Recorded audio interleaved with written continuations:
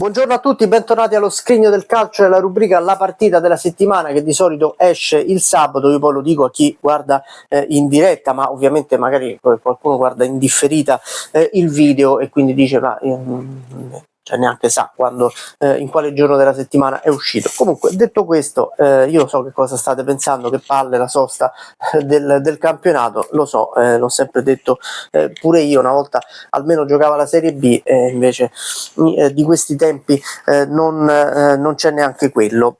Io vi avevo detto quest'anno che avrei portato ogni settimana una partita del turno di campionato, cercando anche del passato, ovviamente del turno di campionato attuale, partita del passato, cercando più o meno anche di portare una partita giocata nello stesso periodo, grosso modo.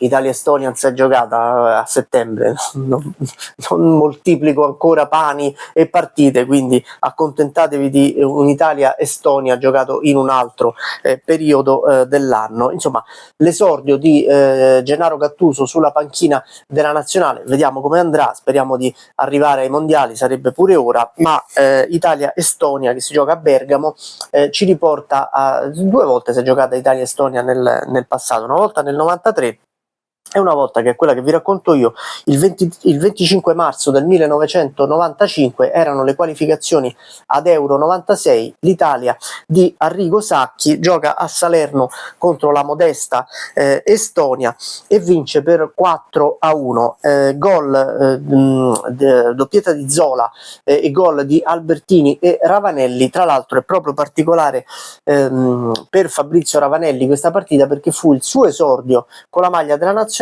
esordio bagnato con il gol messo a segno nella porta estone. Fu il primo degli 8 totali dell'ex attaccante della Juventus con la maglia della nazionale. Credo che quella partita lì sia stato anche l'esordio di Alessandro Del Piero con la maglia della nazionale, quindi due giocatori della Juventus esordirono in nazionale e Ravanelli riuscì anche a fare gol. Quell'Italia lì si qualificò agli europei arrivando a pari punti al primo posto, poi secondo per differenza reti con la Croazia, e riuscì ad accedere abbastanza agevolmente agli europei del 1996, che poi furono un po' più sfortunati. Quella sera lì fu una di quelle partite che l'Italia giocò abbastanza bene. L'Italia non ha mai incantato particolarmente, o quasi mai ha incantato nelle partite di qualificazione o ai mondiali o agli europei. È vero che l'Estonia era molto modesta, ma io ricordo anche partite con squadre altrettanto modeste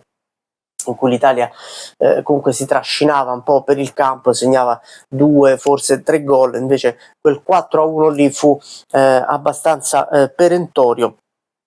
In un'Italia tutto sommato di passaggio tra quella del 94 e poi quella del 98, secondo me le due più forti di quel periodo. Nel 96 era una nazionale molto forte, ma che non riuscì poi ad esprimersi completamente. Sacchi poi fu liquidato, anzi si autoliquidò quando lo richiamò il Milan, ma probabilmente già dopo la finale dei mondiali statunitensi aveva perso un pochino qualcosa nel gruppo. C'erano state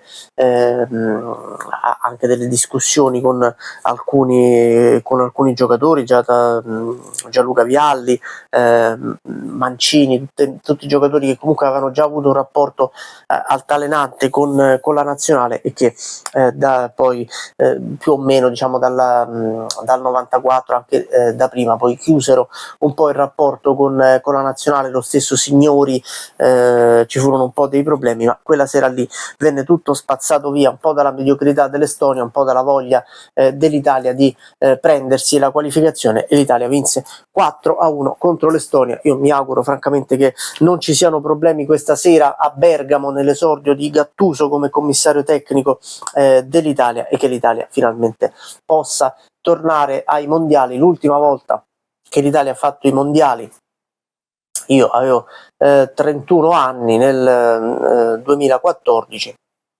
Se ci farà la grazia di arrivarci nel 2026 ne farò 43, quindi pensate anche il tempo, calcolate le vostre età e pensate a quanto tempo sia passato. Pensate che ci sono dei bambini che non hanno mai visto l'Italia ai mondiali. Questa è una cosa veramente incredibile, che io tutto avrei pensato tranne vedere la nazionale italiana faticare così tanto per arrivare ai mondiali è qualcosa su cui bisognerebbe riflettere, perché una volta può essere un caso, 2 volte probabilmente no, dovesse arrivare la terza, bisognerebbe fare un bel ragionamento, ma no le fregnacce che dicono sulla pirateria e queste idiozie qui dette dai